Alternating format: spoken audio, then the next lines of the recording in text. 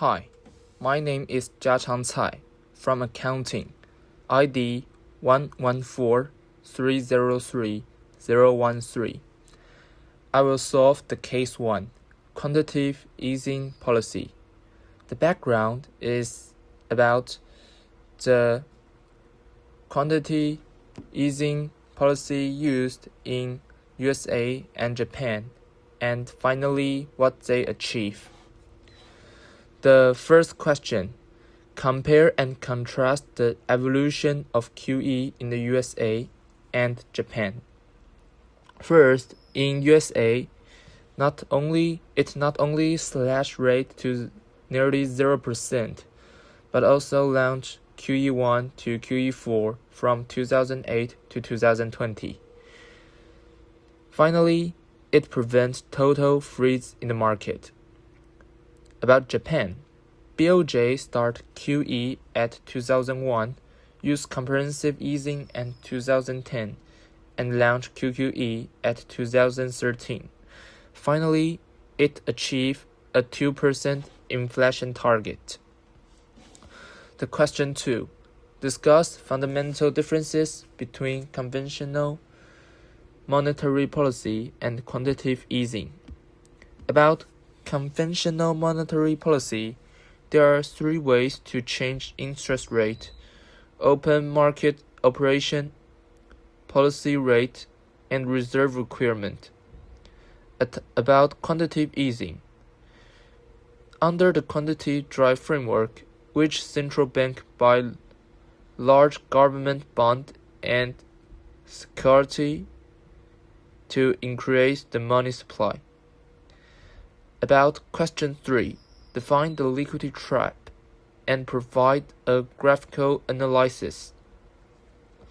Okay, so when interest rates get lower and nearly to 0%, people expected that the value of financial asset will not increase. Then they hold money. And then the demand curve will be a horizontal curve. So, why the countries use QE to change this circumstance? First, to change long-term money supply. And second, use QE to change people's expectation, and they will back to buy the financial assets and increase the money supply. The fourth question: analyze the transmission channels through QE intended to stimulate U.S. economic growth and achieve Japan's 2% inflation target. After QE, demand curve will shift to right, and price level and output will both increase. That's answer. Thank you. Hello everyone, I'm 114405137邱仁真. Now I'm going to talk about our second case. The AI boom and Taiwan's economic growth. First, let's look at how the AI boom changed Taiwan's GDP. The GDP formula is GDP equals consumption plus investment plus government spending plus net exports. In Taiwan, investment and net exports show the most significant change. For investment, tech giants like NVIDIA and domestic leaders like TSMC spent a lot of money to expand their facilities. For net exports, AI chip exports to North America doubled by mid-2025. Also, the rising stock market created a wealth effect, which increased private consumption.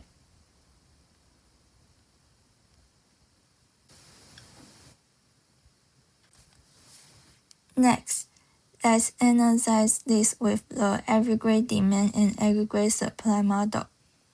As you can see in this graph, the AI boom shifts both aggregate demand and short-run aggregate supply to the right. Higher consumption and exports shift the aggregate demand curve to the right, from aggregate demand to aggregate demand prompt. At the same time, TSMC's heavy investment expands our productive capacity, shifting the short-run aggregate supply curve to the right, from short-run aggregate supply to short-run aggregate supply point. As a result, real GDP definitely increased from Y to Y prime. However, the final price level is indeterminate because it depends on which shift is larger.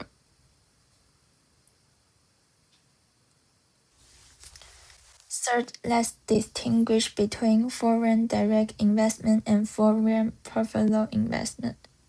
Foreign direct investment means buying physical assets or building factories. For example, NVIDIA invested $1.27 billion to build its NVIDIA Constellation headquarters. On the other hand, foreign portfolio investment means buying financial assets. The example here is global institutional investors pouring billions of dollars into the Taiwan Stock Exchange. Now let's look at the foreign exchange market for the new Taiwan dollar. This graph shows the supply and demand for the NTD.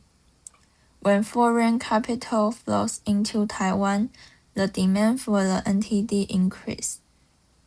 This shifts the demand curve to the right, from demand to demand prompt. This shift moves the equilibrium exchange rate up for exchange rate to exchange rate prompt. This represents Taiwan dollar appreciation, meaning the Taiwan dollar becomes stronger.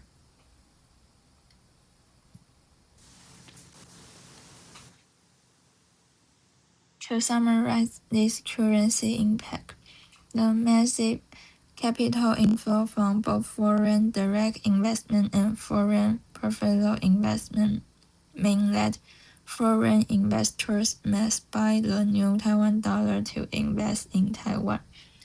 This causes the demand for the NTD to increase, and therefore the Taiwan dollar appreciates and became a stronger currency. Fourth, how does a booming stock market translate into real economic growth?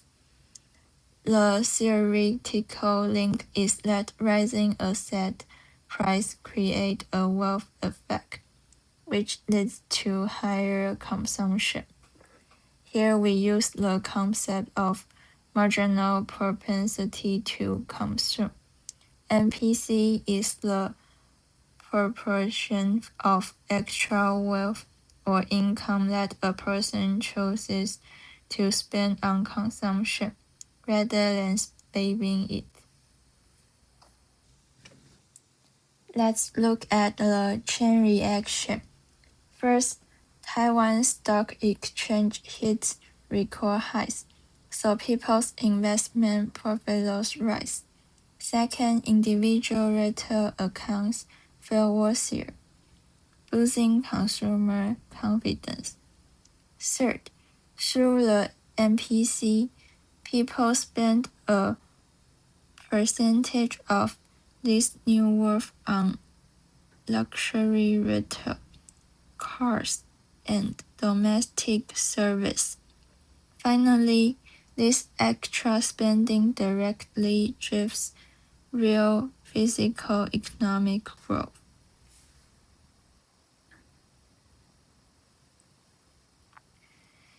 In conclusion, the AI boom is a massive catalyst for Taiwan's economic growth.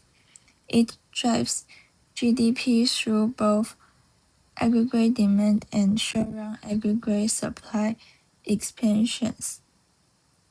Capital inflows strengthen the new Taiwan dollar, and the stock market will affect successfully boosts the real physical economic. That concludes my presentation. Thank you for listening. My name is Lin Chengyu, and my student ID number is 114502040. And I'm going to solve the case 3, USA, Iran war, and oil crisis. Let's see the background. Just as the world was recovering from the inflationary pressures of the early 2020s, a new conflict between the United States and Iran erupted in early 2026. This war has triggered what the International Energy Agency calls the largest supply disruption in the history of the global oil market. While the Russia-Ukraine war disrupted European gas and global grain markets, the Iran-US war has targeted the world's most critical energy artery, the Strait of Hormuz. Global impact. Nearly 20% of global oil and liquefied natural gas pass through this narrow waterway. Iran's effective closure of the strait and attacks on energy infrastructure have frozen roughly 20 million barrels of oil per day out of the market. Price surge.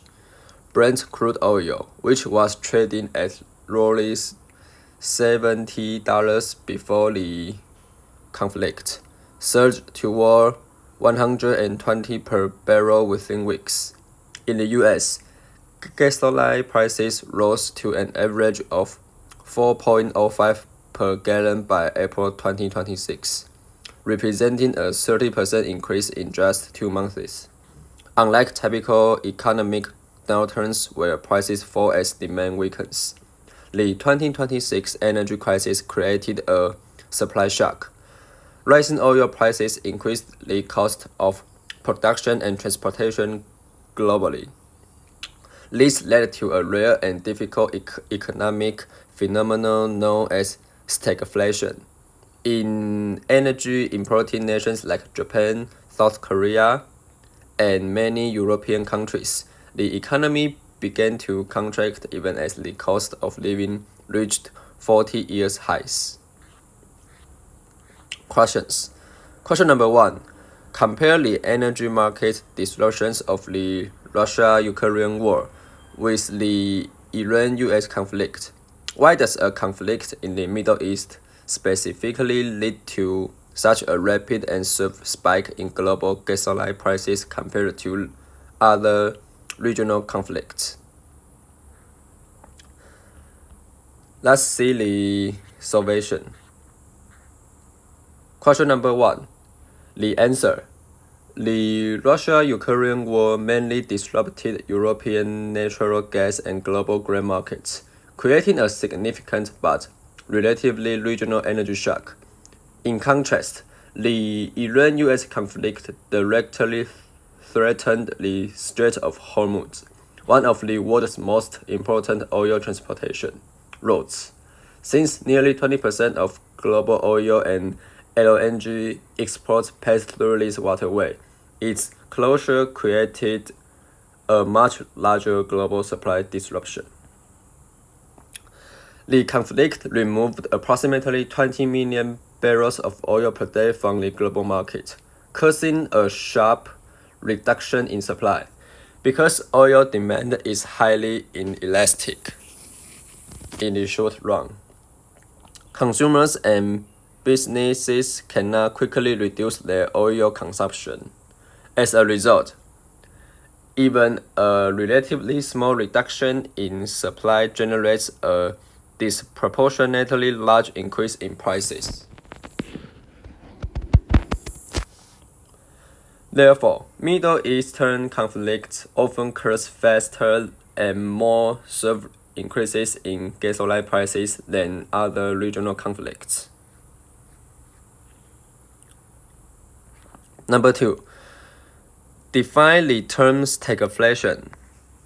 Based on the background provided, identify the two specific macroeconomic evils that are occurring simultaneously.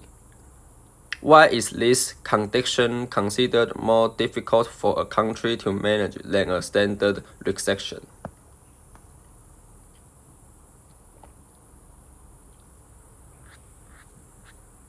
Let's see the answer. Stagflation refers to a situation in which high inflation and economic stagnation occur simultaneously. In this case, the two macroeconomic evils are: first one, high inflation caused by rising oil and production costs. 2. Economic contraction and rising unemployment caused by declining output and slower economic activity. Stagflation is more difficult to manage than a normal recession because the policies used to solve the problem often worsen the other. And raising interest rates can reduce inflation but may increase unemployment and slow economic growth. Lowering interest rates can stimulate growth but may cause inflation to rise further. Therefore, policymakers face a difficult trade-off.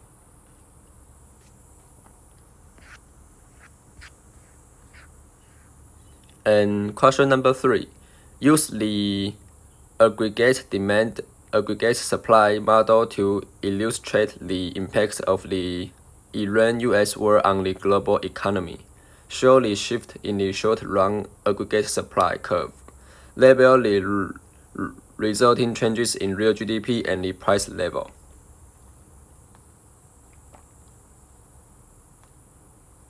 Let's see the answer. The Iran-US war created a negative supply shock because higher oil prices increased production and transportation costs worldwide. In the ADAS model, this causes the short-run aggregate supply curve to shift leftward. The initial equilibrium AD intersects SRAS1 at E1. After the oil shock, SRAS1 shifts from SRAS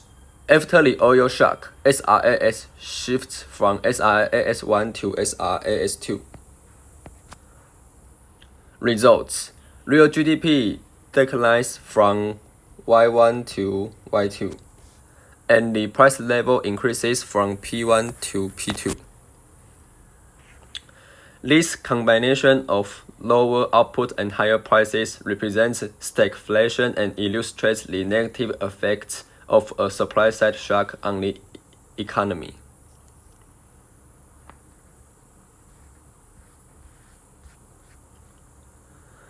Number 4. Using the Phillips curve framework, explain why it is impossible for the central bank to restore the economy to its original levels of inflation and unemployment, simultaneously using only standard monetary policy. Interest rate adjustments. What trade-off must the government accept? Let's see the answers.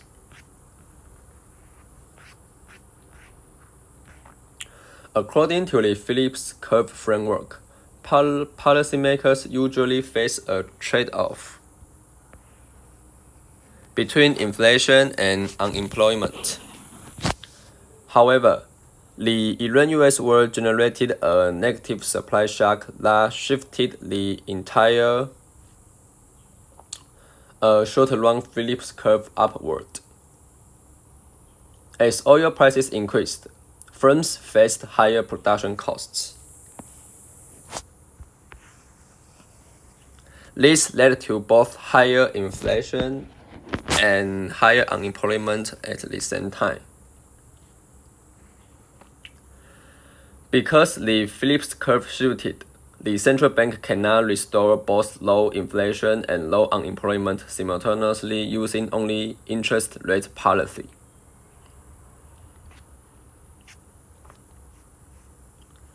And what trade-off must the government accept?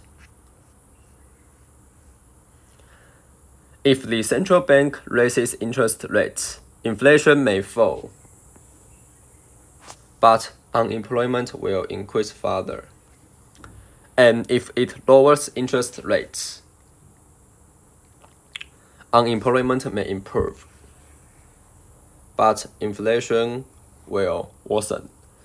Therefore, the government must accept a trade-off between controlling inflation and supporting economic growth and employment. In conclusion, the Iran-US war created a severe global supply shock by disrupting oil flows through the Strait of Hormuz. This caused oil prices to surge, production costs to rise, and economic growth to slow. Using the ADAS model, we can see that the short-run aggregate supply curve shifts left, resulting in lower real GDP and higher prices. This combination creates stagflation, which is particularly difficult for policymakers because the Phillips curve framework shows that reducing inflation often comes at the cost of higher unemployment. Therefore, governments must carefully balance inflation control and economic stability when responding to such a crisis.